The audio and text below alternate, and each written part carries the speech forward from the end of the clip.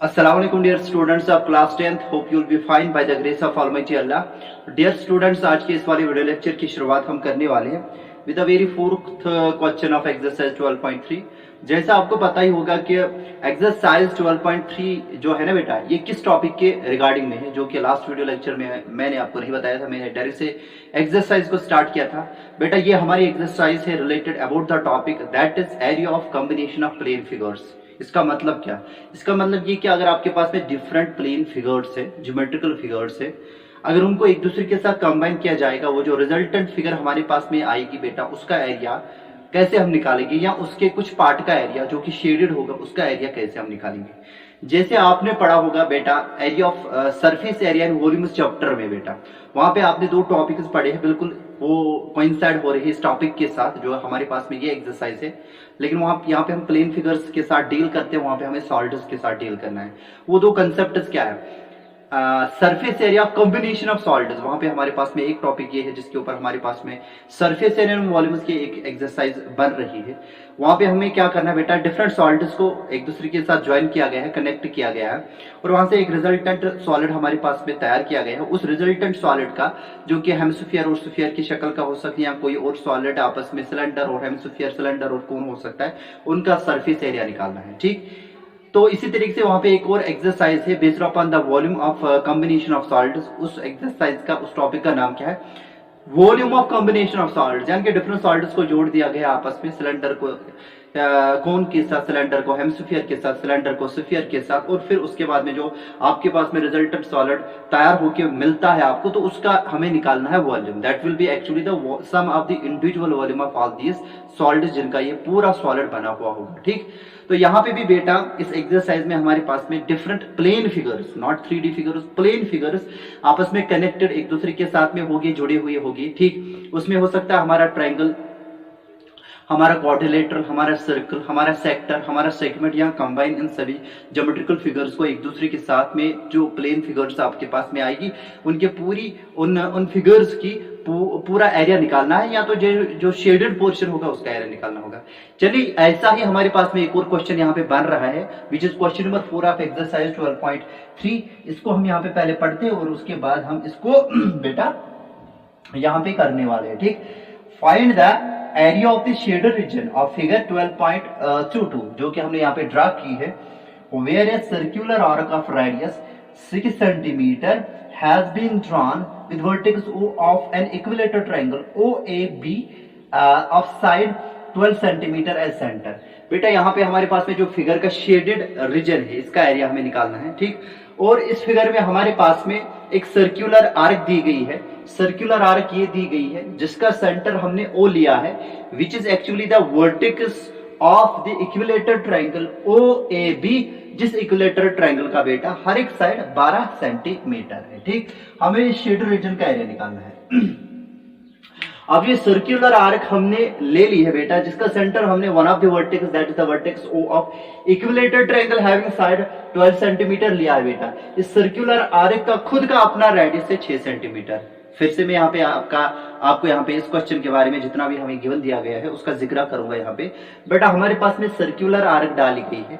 Circular arc का मतलब circle के एक आर्क, ये मेजर आर्क यहाँ पे दी गई है। अब क्योंकि सर्कल का अपना खुद का सेंटर होता है, तो हर एक आर्क का अपना सेंटर होता है। यहाँ पे इस सर्कुलर आर्क का जो सेंटर है बेटा वो O है, which is actually the vertex O of the equilateral triangle OAB, जिस इक्विलेटर ट्रायंगल का हर एक साइड हमें दिया गया 12 सेंटीमीटर। अब हर एक सर्कुलर आर्क का रेडियस भी होता है, क्योंकि सर्कल का खुद का सेंटर और रेडियस होता है, तो सर्कल के साथ अगर सर्कुलर आर्क जोड़ेंगे हम, उसका भी सेंटर होगा, उसका भी रेडियस होगा। मतलब यहाँ पे हमारे पास में जो सर्कुलर आर्क है, इसका सेंटर बेटा O ही है, इसका रेडियस 6 सेंटीमीटर है, side of equilateral triangle 12 centimetre है। हमें क्या करना है बेटा, हमें यहाँ पे इस शेडेड रीजन का एरिया निकालना है। जाहिर सी बात है बेटा, यहाँ पे इस शेडेड रीजन का जो एरिया आएगा, that will be the sum of the areas of this very equilateral triangle OAB plus जो हमारे पास में ये रीजन आ रहा है, which is in between this very circular arc. आप मुझे बताइए बेटा, यहां से लेके यहां तक ये क्या है, they are actually the radius of the arc या रेडियस ऑफ द सर्कल। और ओ से लेके इस पॉइंट तक ये भी क्या है, रेडियस ऑफ सर्कल। अब ये आर्क है, the circular region which comes in between the arc of the circle and it is to corresponding radius, उसको क्या बोला जाता है, सेक्टर। इसका मतलब जो ये टॉप वाला रीजन आपको दिख रहा है, इट इज द सेक्टर। अच्छा, सेक्टर का जो एरिया होता है इन टर्म्स ऑफ कैसे मिलता है, in terms of central angle and in terms of radius मिलता है। बेटा उसके लिए फॉर्मूला आपको पता है ना, theta divide by 360 degree multiple by pi r square, सही बात। अब यहाँ पे हमारे पास में इस सेक्टर का हमें रेडियस पता है ना, वो तो 6 सेंटीमीटर है, यानी कि radius of this sector is same as that of the radius of the circular arc which is 6 centimetre. अब मसला यहाँ पे ये है कि क्या इसका सेंट्रल एंगल, इस सेक्टर का सेंट्रल एंगल हमें पता है, मान लीजिए इसका सेंट्रल एंगल थीटा है, जो हम थीटा से डिनोट करेंगे। अब मुझे बताइए ये ओ ए बी इक्विलेटरल ट्रायंगल है। इक्विलेटरल ट्रायंगल आप में से सभी जानते हैं वो इक्विएंगुलर होता है और उसका हर एक एंगल बेटा 60 डिग्री के बराबर होता है, जो कि हमने प्रूव किया है सिमिलर ट्रायंगल्स में। इसका मतलब एंगल ए ओ बी बेटा 60 डिग्री होगा, सही बात। ये वाला एंगल बेटा 60 डिग्री होगा और ये जो सेक्टर का एंगल बन रहा है, central angle of the sector बन रहा है, उसको हमने डिनोट किया बेटा थीटा से। अब जरा बताइए ये पूरा का पूरा यहाँ पे सर्कल बनेगा ना, सर्कल का सेंटर यहाँ पे है बेटा, यहाँ पे ये पूरा का पूरा सर्कल बन रहा है। सर्कल के सेंटर पर आप मुझे बता सकते हो कौन सा एंगल बनता है, सर्कल के सेंटर पर हमेशा हमारे पास में एंगल बन रहा है 360 डिग्री, ठीक। उसमें से हमारे पास में ये 360 डिग्री जो सेंटर ओ पर एंगल बनेगा बेटा, इस आर्क के सेंटर पर बेटा जो एंगल बनेगा ओ पर, वो बेटा कुल मिला के 360 डिग्री होगा। और उसमें से बेटा ये सेक्टर वाला एंगल भी बेटा कंट्रीब्यूट करता है, और जो हमारे पास में वर्टेक्स ओ पर इक्विलेटरल ट्रायंगल का एंगल बन रहा है विच इज 60 डिग्री, वो भी बन रहा है, वो भी कंट्रीब्यूट कर रहा है। इसका मतलब ये जो एंगल होगा theta plus angle AOB, this is equal to 60 degree, but angle AOB is equal to बेटा 60 degree which implies that theta is equal to 360 degree. और 60 डिग्री बेटा हम ट्रांसपोज करेंगे राइट साइड में, जो कि वहां पे सब्ट्रैक्ट हो जाएगा 360 डिग्री को, वहां से हमारे पास में फॉलो होगा थीटा का वैल्यू 300 डिग्री। इसका मतलब हमारे पास में बेटा जी क्या है, इस सेक्टर का सेंट्रल एंगल जो कि 300 डिग्री, अभी हमने आपको बताया कैसे निकालना है, वो भी हमें पता है, और इसका रेडियस भी पता है। क्या हम इसका एरिया निकाल सकते हैं? Yes of course. और एरिया ऑफ इक्विलेटरल ट्रायंगल हमने बेटा ऑलरेडी से इसके फार्मूला आपको बताई है, that is √3/4 multiplied by side square. अब यहाँ पे हमारे पास में जो इस इक्विलेटरल ट्रायंगल का जो साइड है वो बेटा 12 सेंटीमीटर है। अगर इसका साइड 12 सेंटीमीटर है तो इसका एरिया आएगा √3/4 multiplied by side square which is 12 square. तो area of this shaded region will be equal to the area of equilateral triangle plus area of this sector, जो कि टॉप में आपको दिख रहा है, ठीक। तो चलिए बेटा इस क्वेश्चन को हम स्टार्ट करते हैं, यानी कि इसका सॉल्यूशन। ओके, तो यहां पे आप लिखोगे बेटा, आप यहां पे लिखेंगे here side of an equilateral triangle, equilateral triangle, triangle कौन सा ट्रायंगल है? OAB, triangle OAB। बेटा साइड में डिनोट करूंगा इसका A से, जो कि बेटा 12 सेंटीमीटर है, ठीक। उसके बाद में हम क्या लिखेंगे? we know that equilateral triangle is also equiangular,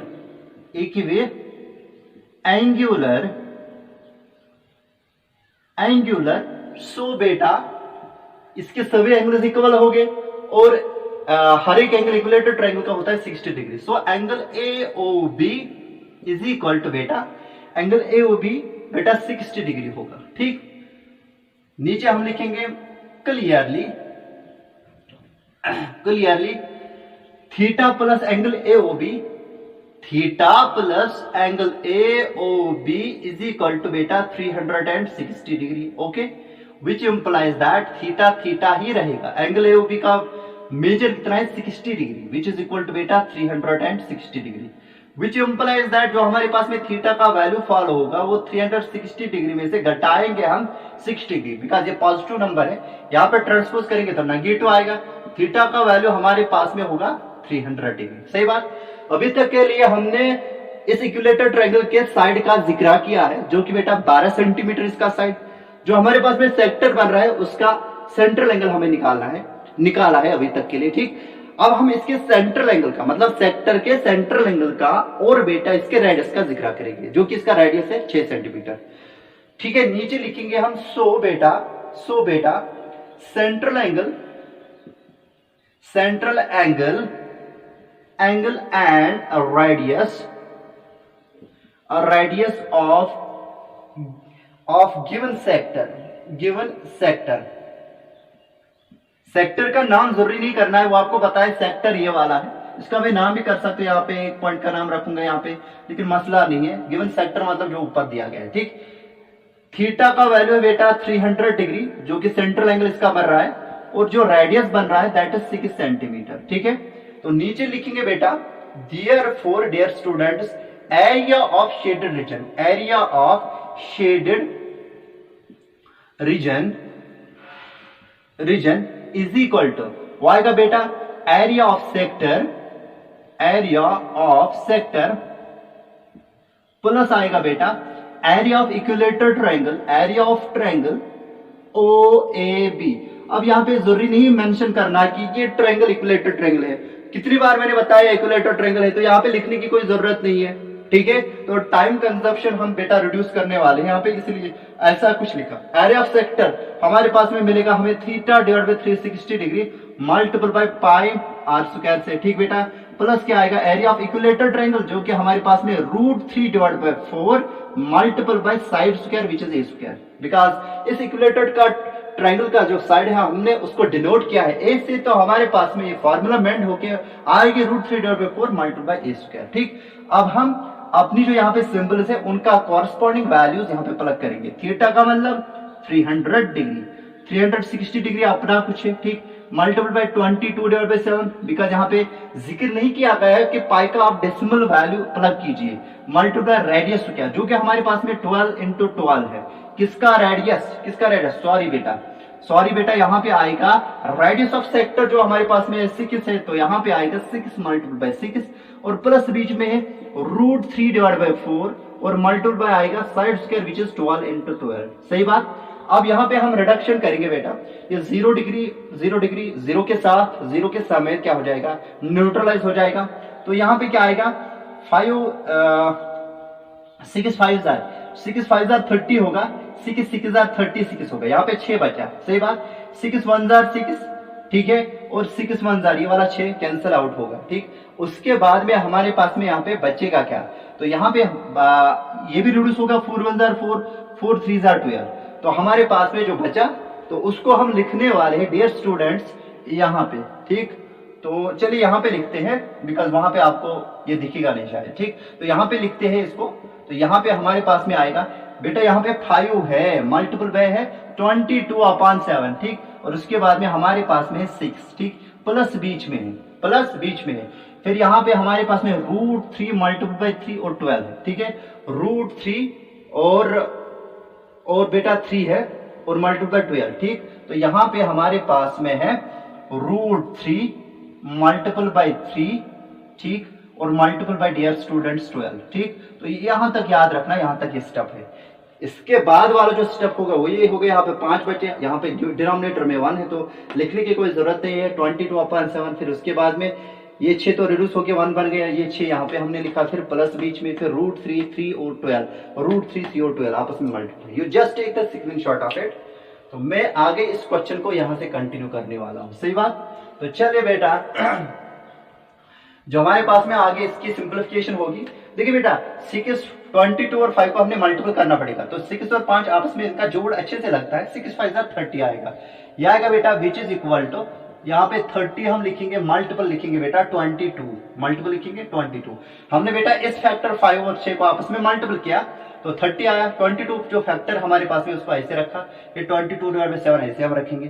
फिर उसके बाद में 3 और 12 का हम मल्टीप्लिकेशन ले लेंगे, फिर यहाँ पे प्लस लिखेंगे, यहाँ पे बेटा √3 मल्टीपल बाय, बेटा यहाँ पे क्या आएगा 3 2 6 आएगा, 3 1 3 मल्टीपल 36, √3 मल्टीपल बाय 36 आएगा ये, ठीक, विच इज इक्वल टू, तो यहाँ पे 3 2 6 आएगा, 3 2 6 आएगा, 660 डिवाइड बाय 7 प्लस आएगा बेटा 30 स्क्वायर रूट 3, ठीक है, इसको हम ब्रैकेट में रखने वाले हैं, तो यहाँ पे आएगा सेंटीमीटर स्क्वायर। अगर आप बेटा पीछे बुक्स अपनी चेक करोगे, ठीक, इसका जो एरिया है यही बताया गया है, तो यहाँ से आगे आपको सिंपलीफिकेशन करने की कोई जरूरत नहीं है, क्योंकि यहाँ पे जिक्र नहीं किया गया है कि रूट 3 का वैल्यू 1.7 या 1.73 समथिंग लाइक दिस हमें बताया गया है, ठीक है। तो यहाँ पे आप लिखिए विच implies that area of shaded reason, shaded region, उसके बाद में इक्वल टू लिखना, ये हमारे पास में एरिया फॉल होगा। इस तरीके से हमने ये क्वेश्चन कंप्लीट किया, तो उम्मीद करते हैं कि ये क्वेश्चन आपको अच्छे से समझ में आया होगा। डियर स्टूडेंट्स, अब हम इस एक्सरसाइज के क्वेश्चन नंबर 5 की तरफ मूव करते हैं, ठीक। उसके लिए बेटा मैं ये रब करूंगा यहाँ पे पूरा, तो ध्यान रखिएगा बेटा, question number next which is question number 5 वो हम यहाँ पे कंसिडर करेंगे। अब तो हमारे पास में क्या दिया गया है क्वेश्चन में, from each corner of A square of side 4 centimetre a quadrant of a circle of radius 1 centimeter is cut and also circle of diameter 2 centimeter is cut as shown in the figure 12.23 जो मैं यहाँ पे बनाऊंगा। Find the area of the remaining portion of the square। हमारे पास में कुल मिला के क्वेश्चन नंबर 4 में एक स्क्वायर दिया गया है। क्या दिया गया है बेटा? एक स्क्वायर दिया गया है। मान लीजिए ये गिवन स्क्वायर है जो कि हमें यहाँ पे दिया गया है, ठीक। अब इस स्क्वायर के हर एक कॉर्नर, पहले तो स्क्वायर दिया गया है, स्क्वायर का हर एक साइड 4 सेंटीमीटर, यहां से भी 4 सेंटीमीटर होगा, यहां से भी 4 सेंटीमीटर ही है, यहां से भी बेटा 4 सेंटीमीटर ही है। इस स्क्वायर के हर एक कॉर्नर में से हमने क्या किया बेटा, स्क्वायर का नाम यहां पे है बेटा A, this is dear students B, this is C, this is D. इस स्क्वायर के हर एक कॉर्नर में से हमने बेटा क्या किया है, एक सेक्टर कट डाउन किया है। सेक्टर जो कट डाउन किया गया है बेटा, उसका जो रेडियस है वो 3 सेंटीमीटर है। क्या है?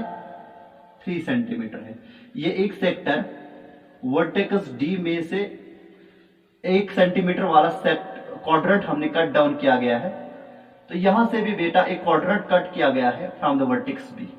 इसका जो रेडियस है 1 सेंटीमीटर है, ये भी 1 सेंटीमीटर है, ये 1 centimetre, 1 centimetre, 1 centimetre, 1 centimetre, 1 centimetre, 1 centimetre, ठीक। और बीच में एक सर्कल ड्रा किया गया है जिसकी डायमीटर का मेंशन यहां पे किया गया है कि वो इसकी डायमीटर बेटा, इसकी डायमीटर का जो वैल्यू है बेटा वो 2 सेंटीमीटर है। मान लीजिए इसकी डायमीटर 2 सेंटीमीटर है, तो रेडियस आएगा half of diameter, half of 2 कितना आएगा 1, तो मतलब इसका भी जो रेडियस आएगा बेटा 1 सेंटीमीटर होगा। हमें बताना है जो रिमेनिंग पोर्शन आएगा इस सर्कल के बगैर, और जो ये 4 क्वाड्रेंट्स इस स्क्वायर के वर्टिसेस पर काटे गए हैं, इसके जो बगैर जो एरिया आएगा, रिमेनिंग एरिया जिसको मैं यहाँ पे शेड कर रहा हूं बेटा, इसका एरिया हमें पूछा गया है निकालने को। What is the magnitude of this surface that remains from this square other than the 4 sectors that have been cut from each corner of this very square, and other than the circular region of that very circle which is drawn at the center of this very square, which is having the diameter of 2 centimeter and radius of course बेटा उसका होगा 1 centimetre. ऐसा कुछ करना है। तो जाहिर सी बात है जो हमारे पास में एक क्वाड्रेंट है, कितनी है? 4 है ना बेटा। अच्छा, क्वाड्रेंट भी एक सेक्टर होता है which is the particular quadrant, जिसका बेटा quadrant is a particular sector जिसका सेंट्रल एंगल बेटा 90 डिग्री होता है। अब ये जो 4 के 4 क्वाड्रेंट्स है, ये सेक्टर्स है, दे आर आइडेंटिकल बिकॉज इनका सेंट्रल एंगल तो बहरहाल नाम से पता चलता है 90 डिग्री है, और इनका जो रेडियस है ना बेटा, हर एक का रेडियस है बेटा 1 सेंटीमीटर। इसका मतलब इन 4 क्वाड्रेंट्स का जो एरिया आएगा वो 4 टाइम्स एरिया ऑफ 1 क्वाड्रेंट होगा। और एरिया ऑफ 1 क्वाड्रेंट कैसे हमें मिलेगा? Theta divide by 360 multiply pi r square, r का वैल्यू 1, थीटा का वैल्यू 90 डिग्री। सही बात। उसके बाद में जो बीच वाला सर्कल है उसका डायमीटर 2 सेंटीमीटर दिया गया है, तो रेडियस आएगा t/2 जो कि बेटा 2 divide by 2 which is equal to 1 centimetre आएगा। मतलब बीच वाला जो सर्कल है उसका भी रेडियस बेटा 1 सेंटीमीटर ही है। अब जाहिर सी बात है जो शेडेड रीजन का एरिया आएगा that is equal to area of the square, जो हम निकाल सकते हैं साइड स्क्वायर फार्मूला से, बिकॉज हमारे पास में स्क्वायर का साइड हमें पता है दैट इज 4 सेंटीमीटर। और उसके बाद में हम क्या करेंगे, एरिया ऑफ स्क्वायर में से सबट्रैक्ट हम करेंगे area of 4 quadrants minus area of the circle which is drawn at the centre. तो वो जो हमारे पास में वैल्यू आएगा वो हमारे पास में इसका एरिया निकलेगा। सही बात। चलिए बेटा क्वेश्चन नंबर 5 का सोल्यूशन स्टार्ट करते हैं। सोल्यूशन यहां पे हम लिखेंगे here side of the square, यानी कि इस क्वेश्चन में जो साइड ऑफ स्क्वायर का नाम भी दिया गया ABCD, तो हम भी करेंगे A इज इक्वल टू बेटा 4 centimetre. Here side of the square ABCD is equal to A is equal to 4 centimetre. सही बात। Also central angle and radius of each of the four quadrants,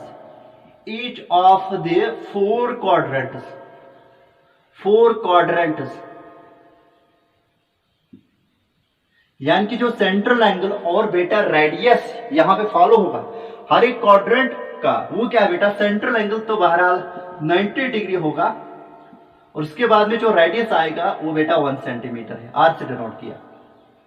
further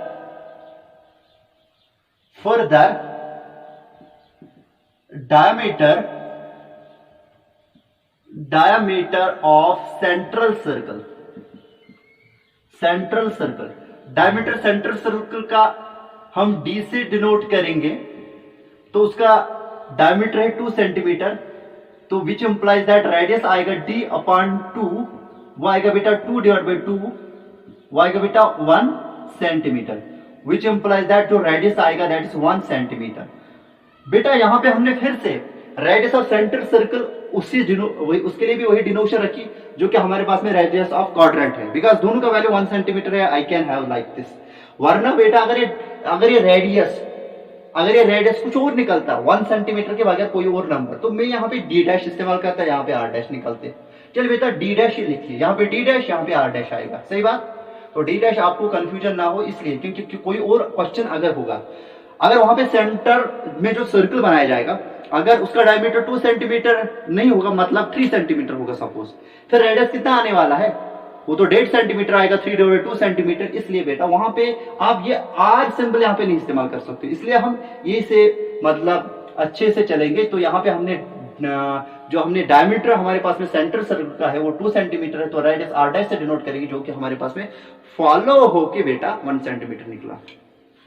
तो therefore area of shaded region, area of shaded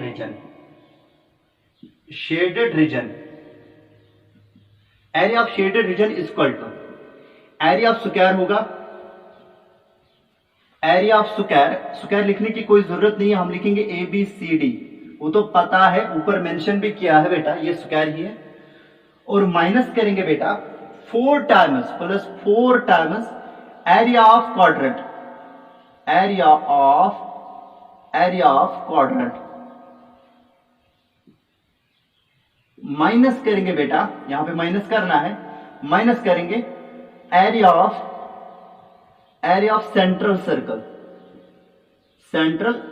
ध्यान रखिएगा बेटा, shaded region का area होगा बेटा area of square ABCD minus area of 4 quadrant, जो क्या आएगा बेटा 4 टाइम्स एरिया ऑफ 1 क्वाड्रेंट, यानी कि -4 times area of quadrant, area of each quadrant minus आएगा बेटा एरिया ऑफ सेंट्रल सर्कल। तो चलिए बेटा प्लग करते हैं यहां पे वैल्यूज। एरिया ऑफ स्क्वायर क्या आएगा बेटा, साइड स्क्वायर, जो कि A स्क्वायर आएगा, माइनस आएगा 4 times area of quadrant that is theta divide by 360 degree, multiple bye क्या आएगा बेटा, मल्टीपल बाय आएगा पाई आर स्क्वायर। ठीक, 4 multiple by theta divide by 360 degree multiply pi r square. तो ऐसे लिखेंगे हम 4 इंटू एरिया ऑफ क्वाड्रेंट का area theta divide by 360 multiply pi r square होगा, बिकॉज वो भी सेक्टर होगा, उसके लिए भी वही फार्मूला हमें इस्तेमाल करने हैं। मल्टीपल आएगा बेटा pi R dash square, because R dash is the radius of the central circle and R is the radius of the quadrant which is actually the sector. तो यहां पे A का वैल्यू क्या आएगा, 4 स्क्वायर आएगा। सही बात। माइनस क्या करेंगे, -4 टाइम्स, यहाँ पे 90 डिग्री आएगा, बिकॉज क्वाड्रेंट के लिए जो हमारे पास में सेंट्रल एंगल होता है वो 90 डिग्री होता है, यहाँ पे 360 डिग्री, फिर से 22/7 रेडियस जो हमारे पास में इन क्वाड्रेंट्स का है बेटा वो 1 स्क्वायर आएगा, r स्क्वायर है ना, फिर 1 स्क्वायर आएगा। ठीक, इसको यहाँ पे ऐसे कर लिखते हैं हम, तो यहाँ पे आएगा 22/7, तो मल्टीपल क्या आएगा r dash square which is again 1 square. सही बात, तो इतना समझ में आया।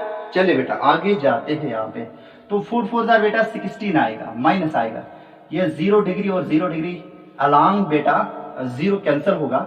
9 1 9 9 4 36 आएगा, 4 1 4 और ये 4 1 4, मतलब ये आया न्यूमरेटर में 1 डिनोमिनेटर में 1, यहाँ पे आएगा 22/7 बेटा, यहाँ पे आएगा 16 माइनस 22/7 माइनस आएगा बेटा, यहाँ पे भी 22/7 मल्टीप्लाई 1 स्क्वायर, वो तो 1 आएगा, वो फिर से आएगा 22/7। सही बात, तो इतना समझ में आया। मैंने 90 को रिड्यूस किया 360 के साथ, वाया 1/4, फिर 4 को इस न्यूमरेटर के 4 के साथ रिड्यूस किया, 4 1 4 4 1 4, यहाँ पे कुल मिला के यहाँ पे 1/1 आएगा जो कि 1 होगा, 22/7 आएगा यहाँ पे, फिर मल्टीपल बाई 1 वो आएगा बेटा 22/7 ही। ठीक, 4 स्क्वायर 16 है, फिर 22/7 multiply 1 square which is again 22/7 ही। तो हमारे पास में आगे हम क्या लिखेंगे बेटा, तो इसको मैं रब करता हूं, you just take the screenshot of it. चलिए बेटा, तो मेरे पास में जो एरिया ऑफ शेडेड रीजन आएगा दैट इज इक्वल टू तो यहाँ पे 16 आएगा। इन ये दो रैशनल नंबर से इनका डिनोमिनेटर सेम है, तो डिनोमिनेटर हम क्या निकालेंगे, कॉमन निकालेंगे, एलसीएम साथ निकलेगा। इन न्यूमरेटर्स को ऐड करेंगे, -22 और -22, वो कितना आएगा, दैट इज 16 माइनस 44 अपॉन बेटा 7। सही बात, इतना समझ में आया, इतना समझ में आया। तो यहाँ पे हम क्या करेंगे, क्रॉस मल्टीपल करेंगे। ठीक, तो चलिए बेटा मैं ये रब कर लेता हूं, वो कितना आएगा, 7 6 42, 2 यहाँ पे रहेंगे, 4 चढ़ेंगे कैरी, 7 1 7, 7 + 4 दैट इज बेटा 11, वो 11 आएगा। ओके, और उसके बाद में हमारे पास में क्या आएगा, -44/7, क्रॉस मल्टीपल किया इसको इसके साथ, डिनोमिनेटर में जो 16 का 1 होगा उसको 44 के साथ, जो कि 44 ही फॉलो होगा। तो यहाँ पे हमारे पास में क्या आएगा, 12 में से 4 तो बेटा 8 आएंगे, 10 यहाँ पे 0 रहा, 10 में से 4 तो 6 आएंगे, 68/7 centimetre square, this is the area of the shaded reason.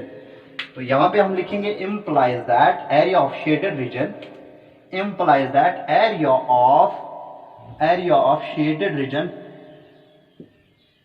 region is equal to बेटा 68/7 सेंटीमीटर स्क्वायर। तो इस तरीके से बेटा हमने क्वेश्चन नंबर 5 भी किया। उम्मीद करते हैं कि आपको यह समझ में आया होगा, और कहीं पे भी कोई भी कंफ्यूजन आपको होगा तो please you can contact me. Thank you बेटा।